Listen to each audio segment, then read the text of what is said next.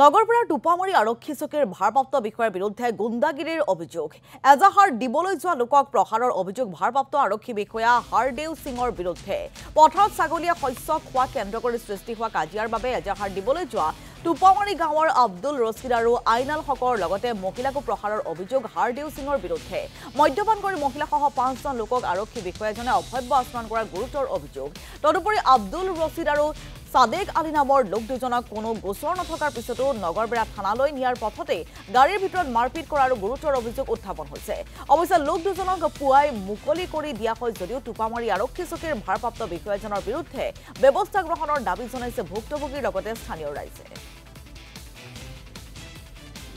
আমাৰ বেলেগৰ ছাগল মোৰ খেদি গৈছিল। আচ্ছা, সন্ধিয়া হৈ যায়, ছাগলটো লৈ নাযায়। তাৰপিছত মই ভাবিলোঁ যে ছাগলটো জমা দিওঁ আৰু সেই ছাগলটো মালিকক বুজাই দিব। আমাক চুৰ ছাগল চুৰি কৰি সজাই পেলাই আমাৰ ঘৰত ভিতৰত লৈ পেলাই পূৰা মাৰ দৌৰ ভগি চুগি আমাৰ এনেকৈ জখম চখম কৰিছে আৰু বহুত কৰিছে। আৰু দলঙৰ পৰা আহি পেলাই বাঢ়ি এনকাউণ্টাৰ কৰি নদীত পেলাই দিয়ে। ৰাস্তাত আহি পেলাই গাড়ী অলপ আগুৱাই আহি পেলাই গাড়ী ৰাখি পূৰা টৰ্চাৰ কৰে আৰু কৈ আছে যে তুই এটা বস্তু ক, কি বস্তু? যে আপোনাক কি গাড়ীত উঠাই লৈছিল নেকি? গাড়ীত উঠাই লৈছে। গাড়ীত উঠাই ক'ত লৈ গৈছে? নগৰ থানাত আনিছে। ৰাস্তাতে মাৰিছে 3খানিতে মাছ মাৰিছে। এনেকৈ বাৰু 2 দিন ফাঁচিটো নাই।